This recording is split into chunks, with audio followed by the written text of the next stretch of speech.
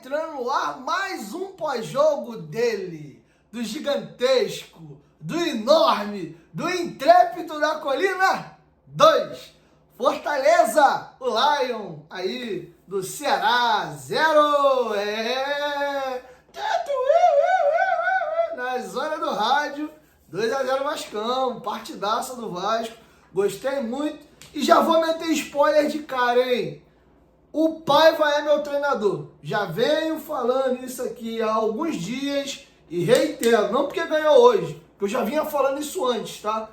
O treinador do Vasco, na minha concepção, se eu tivesse a caneta, chamaria-se Rafael Paiva. E não seria aquele cara assim, ó, vai de vez, não, se de repente mais à frente tem uma rebordose, a rua, traz outro. Não, eu enxergo no Paiva muita condição e possibilidade de ser o nosso Marcão, né? Para quem não entendeu a referência, o Marcão que é ídolo do Fluminense fica sempre como aquele auxiliar fixo da comissão, quando um treinador é mandado embora, etc., ele assume e ele trabalha em conjunto com a nova comissão técnica que sempre é contratada, tá? Ele é muito jovem ainda, ele é mais velho que eu, pouca coisa, 6, 7 anos, e eu vejo um potencial absurdo. Ele é multicampeão na base, ganhou muitos títulos na base do Palmeiras, ganhou 2 brasileiros, 2 Copas do Brasil. Ele é muito inteligente, cara. E assim, a impressão que eu tenho, parece que a gente tem transmissão de pensamento. Ele toma a decisão em campo e fala, cara, eu faria a mesma coisa. Quando acaba o primeiro tempo, só para dar um spoiler disso que eu tô falando aqui, quando acaba o primeiro tempo, eu fiquei pensando comigo assim. Falei, cara, ele não vai fazer isso, mas o Maicon já tomou amarelo, o Fortaleza teve um jogador expulso. Na dúvida, juiz é sempre assim, já expulsou um, se tiver a oportunidade do outro time dar um mole, ele expulsar também para igualar o número de atletas em campo, eles fazem. O Maicon estava suspenso por esse amarelo e não poderia jogar contra o Inter. Em vez de treinar o time durante a semana, para o cara ser testado no jogo, por que não meter ele no jogo e já dar um entrosamento de jogo do Rojas com o Léo? Pensei nisso. Ao mesmo tempo, eu falei, ele não vai ter esse culhão. E esse culhão foi no sentido de, eu não sei se ele confia no Rojas, porque o jogo estava 1-0. Não estava 2-0, vem Maicon, entra Rojas, o placar está mais ou menos garantido, 2-0 com a mais, vai lá. Não, estava 1-0. Estava 1-0. E já no intervalo ele colocou o Rojas e já fala do Rojas aqui. Fez um ótimo segundo tempo. Ele teve um erro bobo, uma bola que ele foi sair jogando, errou um passe bobo. Ele foi tentar achar o PH, jogou a bola para lateral. Ele até ficou puto, dando um soco no ar, batendo na cabeça assim, por causa que ele errou um passe simples. Mas muito bem no jogo aéreo, marcando em cima, duro embaixo. E o Rojas acaba passando uma visão ruim para o torcedor do Vasco, na minha concepção, porque no Vasco ele mais jogou de lateral direito do que de zagueiro. A posição de origem do Rojas é zagueiro. Na seleção paraguaia, ele não foi convocado para a Copa América, que nem no último amistoso antes da Copa América, mas ele vinha fazendo todo o ciclo. Ele sempre foi zagueiro e muitas das vezes até titular da zaga do Paraguai. Mas no Vasco, na maioria das vezes, ele jogou de lateral direito, quando não, nesse sistema de 3 zagueiros aí. O Rojas fez um partidaço com a camisa do Vasco, naquela derrota por 1-0 contra o Atlético Paranaense na Arena da Baixada. O Hugo Moura é expulso e tal. O Rojas faz um partidaço naquele dia ali. Foi a única partida até então que eu tinha visto do Rojas com a camisa do Vasco. Eu falei, bom jogador. E na dele, de novo, de zagueiro, eu vi que ele fez um bom jogo. E vamos ver agora 90 minutos contra o Internacional. Falando já, pegando links, né? O Vasco é muito desfalcado contra o Inter. E eu não vejo com maus olhos, tá? Eu vejo até com bons olhos essas ausências.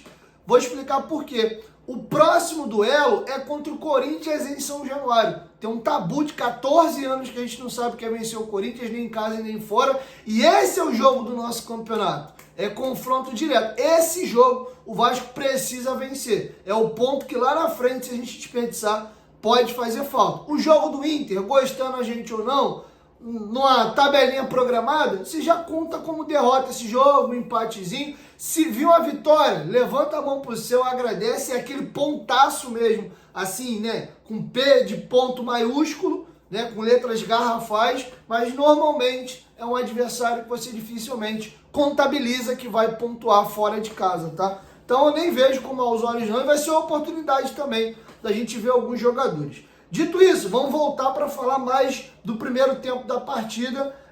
Antes, só lembrar aos senhores que nós temos jogos importantes nessa quinta-feira. Tem confronto direto, por exemplo, Corinthians jogando contra a equipe do Vitória, e também tem uma odd incrível na Betfair. O jogo é Grêmio e Palmeiras na casa do Grêmio. Se o Palmeiras marcar um golzinho, você fazendo essa aposta que o Palmeiras marca, a odd tá 4, tá? Então tu botando aí 100 prata, volta 400 pro teu bolso, botando 10 reais, volta 40, tá? Então corre lá na Betfair, o link tá aqui, ó, na descrição do vídeo, no primeiro comentário fixado. A Betfair, que é patrocinadora master do Clube de Regatas Vasco da Gama e parceira nossa aqui no canal. Então, além de você estar ajudando o Vasco da Gama, que é o seu grande amor, nossos salários hoje estão em dia graças aí a Betfair. Você me dá essa moral me ajudando aqui no meu canal também, tá? O link tá aqui, ó, na descrição do vídeo, primeiro comentário fixado. Você tem direito a 10 super cotações. Fazendo apostas de 10 reais, eles aumentam o valor da odd, e, situação legal também, você tem até 600 reais de aposta grátis para fazer. Beleza? Betfair, parceira do canal Futebolaço, o link tá aqui, ó, na descrição do vídeo e do canal Futebolaço. Betfair, a bet do Vasco da Gama. Dito isso, galera, vamos aqui para a primeira etapa, e uma coisa me chamou muito a atenção. O Vasco, que é uma equipe que costuma ter dificuldade para criar, hoje criou muito. E não dá para dizer, pegando só o segundo tempo como parâmetro, porque o Fortaleza tinha um a menos, porque o Hércules é expulso com 38 minutos da primeira etapa e o Vasco já vinha criando. E muito com o Verratti. E não era aquele cruzamento da intermediária, aquele cruzamento no desespero, joga para, seja o que Deus quiser. Hoje, de jogada trabalhada. Inclusive, aconteceu algumas situações no primeiro tempo que me chamaram a atenção. Tem uma jogada que o Vasco faz muito legal na primeira etapa, que o David, que é o nosso ponta esquerda, ele vai cair lá pela ponta direita. Aí você faz Adson, David, Piton... Adson, David, PH, sai aquela jogadinha, vem um cruzamento e o Vasco tem a oportunidade de fazer o gol ali e acaba não fazendo. Foi uma cabeçada do Verratti, que a bola vinha na direção do JP, ele até atravessa o JP, a bola meio que sobe e cai sem tanto perigo assim ao lado direito do gol do goleiro João Ricardo. E teve antes disso uma jogada pela esquerda, que o David vem, o Adson cai por aqui e você tinha superioridade numérica. Então tinha muita movimentação, troca. Fiz uma observação, não sei se isso é treinado, mas vi um padrão de comportamento, aconteceu mais de uma vez, de na saída de bola do Vasco, o que acontecia muitas das vezes? O Adson baixava para ser o jogador mais próximo do Maicon para receber e o PH saltava uma casinha. O Paulo Henrique ficava mais à frente e o Adson, que é o ponta, vinha mais para trás. Aí eu não sei se é uma ideia de tentar construir a jogada aqui e aí abrindo espaço, você esticar essa bola no fundo para o PH, que é muito rápido, para ele arrastar na linha de fundo. Não sei se foi algo treinado, mas algumas vezes eu vi isso. O Adson baixando mais a linha, principalmente quando o Vasco quer sair jogando, e o PH mais à frente. Importante falar desse lado direito, cara. Eu acompanho a carreira do Maicon há muito tempo e no próprio Vasco já tem bastante tempo. O Maicon está indo completar um ano de Vasco da Gama. Ele chegou na janela do meio do ano. Antes até dessa janela aí internacional, naquela brasileira. Veio ele, Juan Cruz... Não, mentira. Ele veio na janela do meio do ano junto com a tropa toda lá. Paulinho, Paê, foi nessa galera aí. Quem vê o Maicon jogando hoje... assusta a saída de bola dele. O Maicon tá errando com frequência em 2024, cara, muita coisa. E ano passado, o Maicon, além do jogo aéreo, que ele sempre foi muito bom, o Maicon saía muito bem. Inclusive, várias vezes o Vasco vinha jogando por trás e ele achava lançamentos pro Paulo Henrique, pro Puma, achava o ponta, saía jogando bem. E o Maicon nunca foi um zagueiro butinudo, um zagueiro grosso. Apesar de jogar firme, nunca foi um cara ruim tecnicamente, mas tá chamando a atenção. Eu não sei se é mental, se ele tá jogando pressionado e aí você fica inseguro, não tem confiança. Falando no aspecto confiança, o Léo hoje fez um ótimo jogo, para mim, firme, dividindo, mas a maior virtude, a maior característica do Léo é a saída de jogo. E hoje eu vi o Léo, né, voltando, com muita pressão. Inclusive eu vi um meme muito maldoso hoje, que rodou pra caramba aí. Oração na igreja tal, pro Léo jogar bem às 4h59 da tarde. Eu falei, pô, mano. E eu vou falar aqui sem medo de errar, tá? Eu tenho as minhas convicções e é isso. Inclusive, tenho a minha convicção sobre o Payet, falo recorrentemente opiniões impopulares e não tem problema. Eu posso até errar, mas erro com a minha cabeça. A galera pesa demais a mão no Léo, cara. Por exemplo, vamos falar dos dois? Quem tem errado mais nos últimos jogos? O Léo ou o Maicon? Apesar do Léo não ter jogado os dois anteriores. Voltou hoje com a contusão do João Vitor. O Maicon tem errado, mas muito mais do que o Léo. E o Maicon não sai do time e eu vejo que as cobranças e a pressão em cima do Léo é muito maior do que do Maicon. Os dois estavam mal, não estavam no seu melhor momento. Mas a porrada em cima do Léo é muito mais forte do que no Maicon. Inclusive da comissão técnica, que o Léo saiu e o Maicon não. Inclusive ao ponto de botar o João Vitor jogando torto. Para tirar o Léo, o João Vitor foi jogar na esquerda, torto, e o Maicon ali na direita. Eu não entendo, às vezes, a pegação de pé. Ah, mas ele tem cara de chorão, ele como capitão, ele chora. Então tira a braçadeira de capitão dele e dá para outro. Mas você analisa o jogo do Léo porque ele chora, ou porque ele tem cara de disso, cara daquilo. Não concordo. Ele vinha com um defeito muito grande, e tem um lance que eu posso falar aqui, que está na minha cabeça vivo. O gol, por exemplo, do Palmeiras no Allianz Parque, que o Estevão vai indo para dentro dele, ele vai correndo para trás e não dá o bote hora nenhuma. Essa mania de muitas das vezes, né, ir marcar com o braço para trás, dentro da área, perde um pouco de equilíbrio. Coisas corrigíveis, né? Ô, Léo, chega mais junto, nem que tu tome o drible de vez em quando, mas começa a entrar um pouco mais de primeira. De vez em quando dá uma chegadinha, dá mais uma zagueirada. São coisas corrigíveis. Mas a galera trata o Léo como se o Léo fosse um zagueiro horroroso. Eu escuto a galera falando, parece que eu tô ouvindo a galera falar do Jorge Luiz, do Eduardo Luiz, do Dudá, do Fábio Braz. Foram zagueiros assim, meu Deus do céu, que eu vi jogar com a camisa do Vasco, né? Para quem é um pouco mais velho aí, 2008, 7, 6, 5. Zagueiros assim, Jesus Cristo.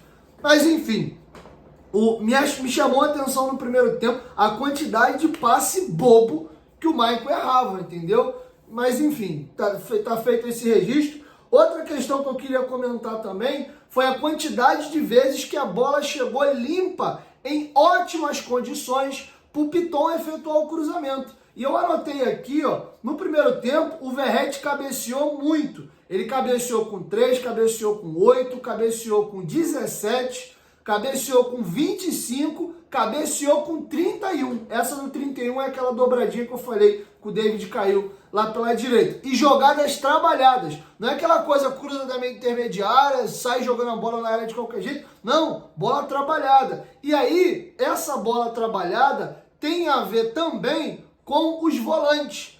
Tanto o Matheus Carvalho como o Hugo Moura estavam conseguindo minimamente fazer o time jogar. Coisa, por exemplo, que eu defendi a entrada do Zé Gabriel no time nas vagas de Sforza e de Galdames, pelo fator marcação. O Zé Gabriel melhorou um pouco a pegada na entrada da área, mas piorou muito a saída de jogo. O Vasco com o Zé Gabriel saindo do jogo estava muito pobre, estava muito feia a situação ali. E o Hugo Moura, ele tá virando muito bem o jogo, ele tá pecando num detalhe. Algumas bolas ele perdeu quando ele conduzia essa bola. Ele pegava a bola, tentava carregar, aí não sei se ele estava esperando algum companheiro ficar melhor para ele passar, ele não tem muita velocidade, ele vai levando e tentando segurar o cara aqui no corpo, o cara vinha e conseguia dar um totozinho, tirar a bola dele, ou às vezes ele antecipava, adiantava um pouquinho a bola e alguém cortava. Mas na virada de jogo teve umas então lindas, teve uma que ele matou no peito e deu meio que um voleio pro outro lado assim,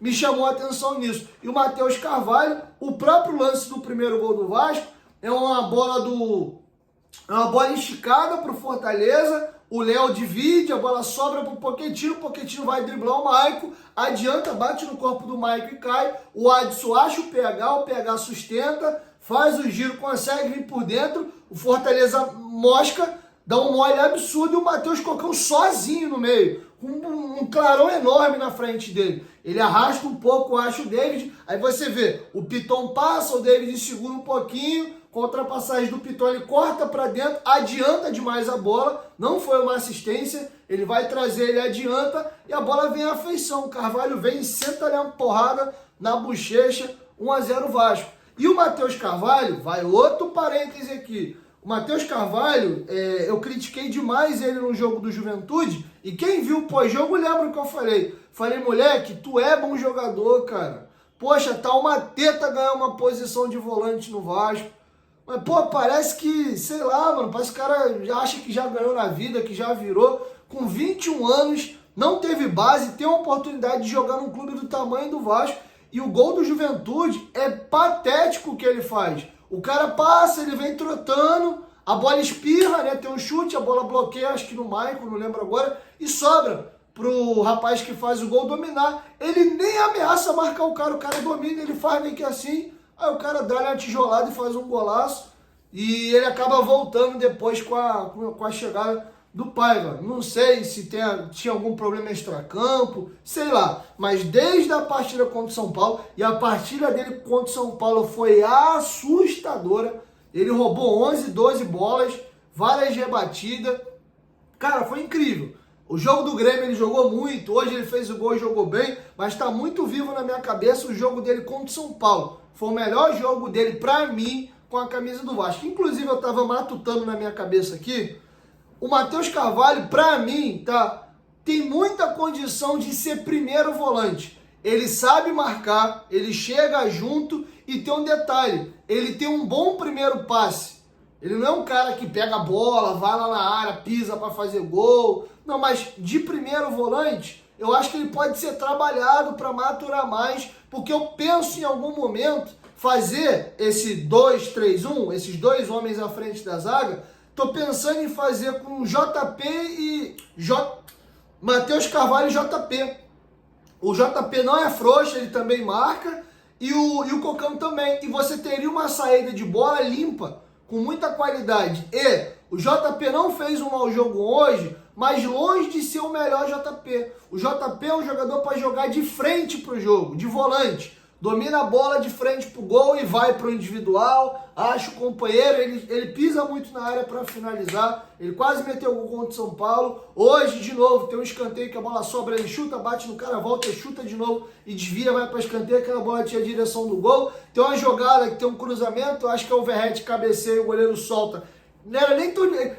Eu nem culpo ele perder o gol, mas pô, pelo menos a direção do gol, né? O goleiro espalmar ou ir para fora do outro lado, ele fez o mais difícil, ele veio de chapa, jogou a bola na bochecha da rede, do lado dele mesmo aqui. Mas ele de costas, tu vê que ele tem dificuldade, a bola vem, ele tem que dominar, fazer a parede, aí ele tem que girar, não é a dele, ele é um jogador para jogar de frente. Eu até faria diferente, tá? Principalmente com a saída do Payet, eu colocaria Hugo Moura de primeiro volante, e faria um tripé com dois volantes meia. Eu faria JP pela direita e o Matheus Carvalho pela esquerda, mas não. Ele manteve a plataforma de jogo dele no 4-2-3-1 e manteve o Carvalho e o Hugo Moura aqui. Depois saiu o Hugo Moura, entrou o Zé e jogou o JP de camisa 10 mesmo ali atrás do Verratti. Não é o melhor dele, mas parabéns ao Matheus, um golaço. Se tiver focado, com a cabecinha no lugar e jogar cada jogo como se fosse um prato de comida, você tem muito potencial e muito em breve, inclusive, vai ser vendido para fora.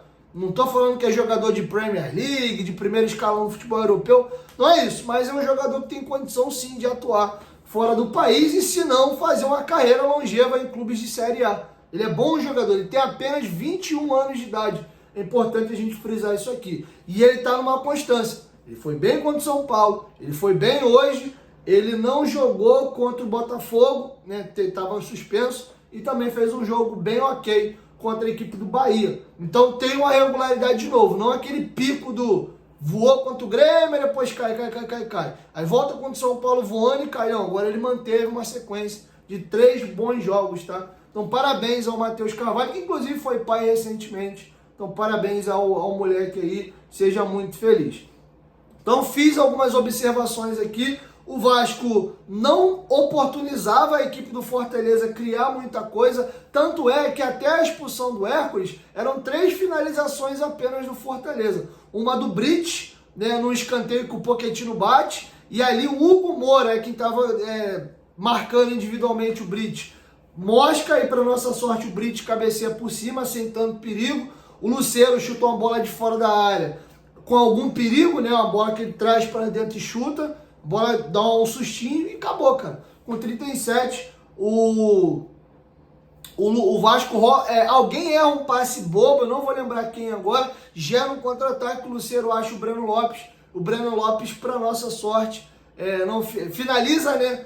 O Léo Jardim levanta a mão aqui, faz uma bela defesa e joga para escanteio. Foi só isso. Depois, de resto, teve muitas oportunidades do Vasco. Gostei muito, tá? O time conseguindo trocar bem esse espaço, um pouco inseguro entre a saída de bola da zaga para frente. Quando o Vasco conseguia chegar na intermediária da equipe do Fortaleza, o Vasco até trocava bem passe, mas tinha um problema entre iniciar a jogada dos zagueiros e conseguir construir essa jogada até os volantes ali para chegar nos pontas. Normalmente caía no pé do Mike, ele dava aquele balão para frente para tentar brigar pela segunda bola, ou o Maicon errando muito passe. O Léo, que tem a característica de pegar a bola e sair para construir, não fazia hoje isso, e eu acho que plausível. Um erro do Léo, um passe que ele tenta diferente hoje era um contra-ataque, ninguém ia querer matar ele. Então, esse é o problema de se jogar pressionado. Então ele é muito no simples, toda hora ele olhava, não tem jogada fácil, não, eu não vou arrastar merda nenhuma. Volta, toma aí, Maicon. Aí Maicon, Léo Jardim, apertou, pumba. E ele muitas das vezes estourando, né? Então, o Léo pode entregar mais isso, mas eu entendo a falta de confiança para fazer. E no momento ruim, feijão com arroz tá certinho, Léo, tá? Acaba o primeiro tempo, o Vasco faz esse belo gol aí contra o Fortaleza, praticamente no último lance, 47 minutos com o Cocão. E aí eu falei, cara, 1-0, estamos com um jogador a mais. Fortaleza nunca venceu o Vasco em São Januário. Tá desenhado aí o placar, tá desenhado. Vamos ver qual vai ser a maturidade do Vasco pro jogo. E, cara, o Fortaleza não viu bola no segundo tempo.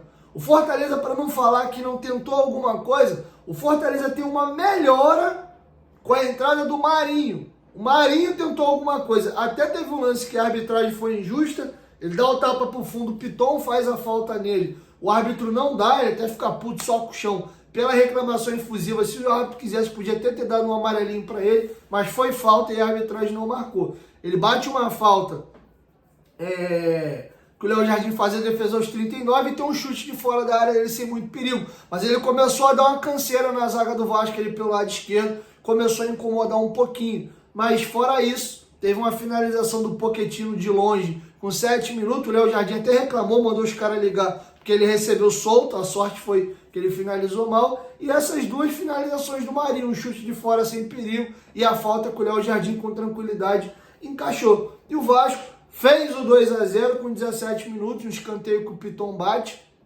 faz o placar, e era um jogo para mais. Hoje era placar para 3-4-0 pela facilidade que o jogo ficou, o Fortaleza com 1 a menos durante muito tempo, e o Vasco pecou no segundo tempo, e inclusive chegou ali mais ou menos a 15 minutos da primeira etapa, até o PH finalizar de fora e obrigar o João Ricardo a fazer uma bela defesa, e até a jogada que sobra para o JP finalizar e põe para fora, o Vasco com 1 a mais estava tendo mais dificuldade de criar ali do que na primeira etapa. Depois desse lance o Vasco entra no jogo, tanto é que ele cria em sequência. Tem essa finalização do PH com 15, aí com 17, gera o escanteio, vem o escanteio, é aquele lance que o JP chuta 2 vezes, a bola bate e rebate na zaga, gera o escanteio, e aí bate o escanteio, o Piton, e o Verrete faz o gol. Tá? Depois disso, 2-0, o Vasco dá uma administrada, mas teve oportunidades ali de matar o jogo.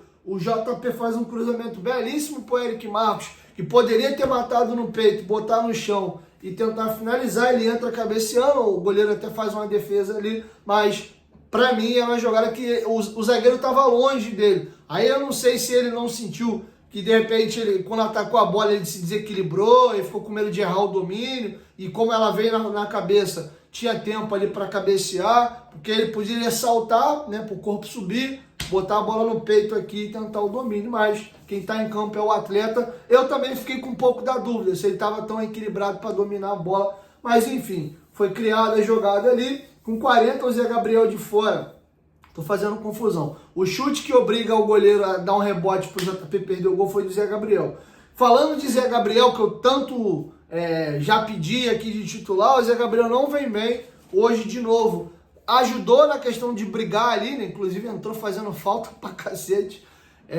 Mas é um cara que não progride muito com a bola pra frente, até finalizou hoje bem, nessa jogada que eu citei. Mas fazendo falta, chegando atabalhoado ali. Não curti muito a entrada do Zé Gabriel, não, mas também não comprometeu.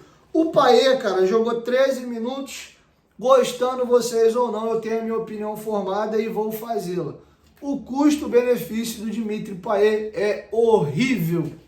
Horrível. Ele está completando agora, esse mês agora, o começo de agosto, um ano de Clube de Regatas Vasco da Gama. Você multiplica 1,5 milhão por 12, quanto é que não dá essa brincadeira aí? Estão falando de 18 milhões de reais.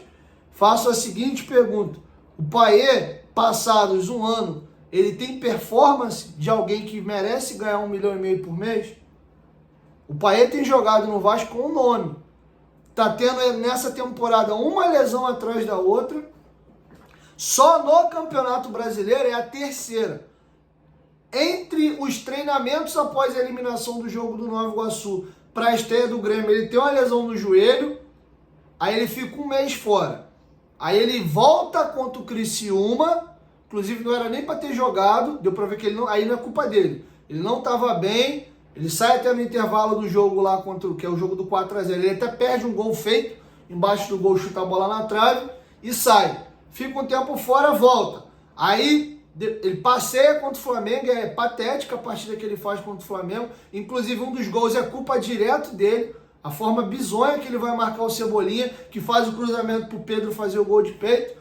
O Vasco tá jogando um clássico, a maior humilhação da vida dele. Ele passeou em campo o jogo todo, não viu uma indignação, chamar o time, dar uma porrada no adversário. Sei lá, cara, você é o craque do time, você é o camisa 10 do time, o maior salário do elenco. Tu tá tomando um vareio, tu vai olhar o jogo como se estivesse perdendo de 1-0 pro Criciúma? Não, cara, é uma vergonha histórica e ele passeou em campo, tá? Fica lesionado um bom período, volta.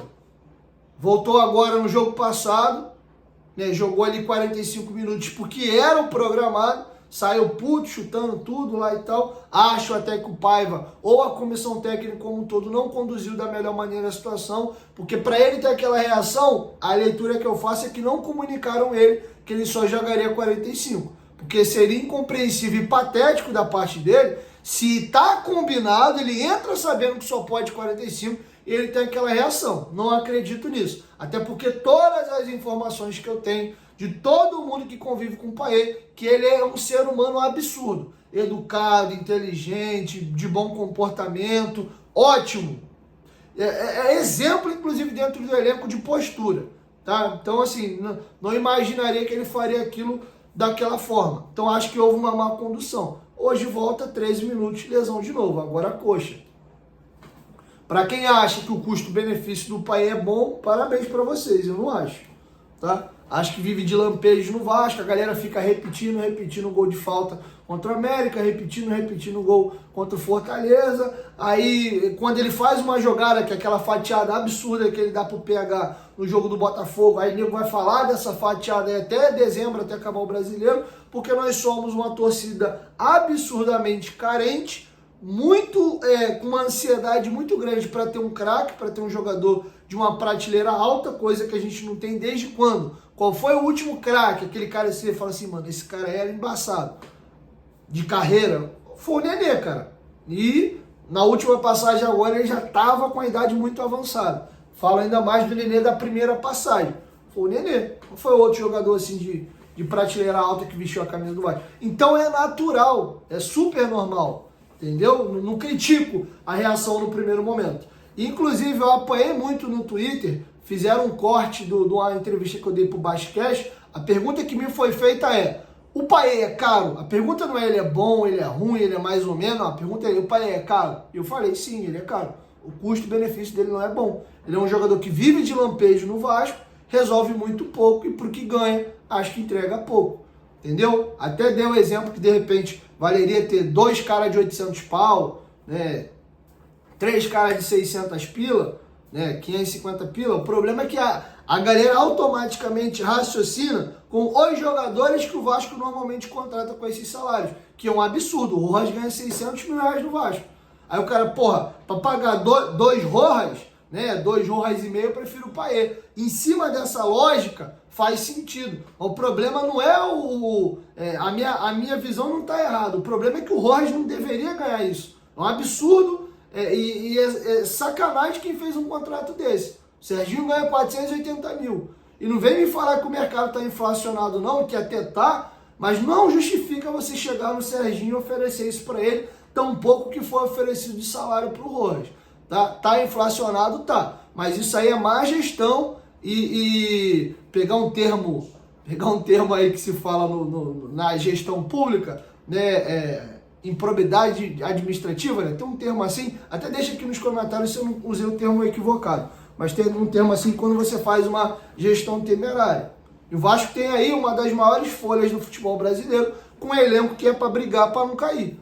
É muito culpa do quê? Jogadores medianos ou limitados com alto salário. Aí você olha a folha, nossa, se o Campeonato Brasileiro fosse disputado por folha salarial, o Vasco era para ser uma equipe para brigar por Libertadores. Você vê como é mal gasto o dinheiro do Vasco. Enfim, queria fazer essa observação, porque é muito cômodo. Pior que o time dessa entrevista foi bem ruim, porque bem depois de eu ter dado essa entrevista, o Payet participa dos gols do Vitória e participa na classificação do Vasco contra o Fortaleza.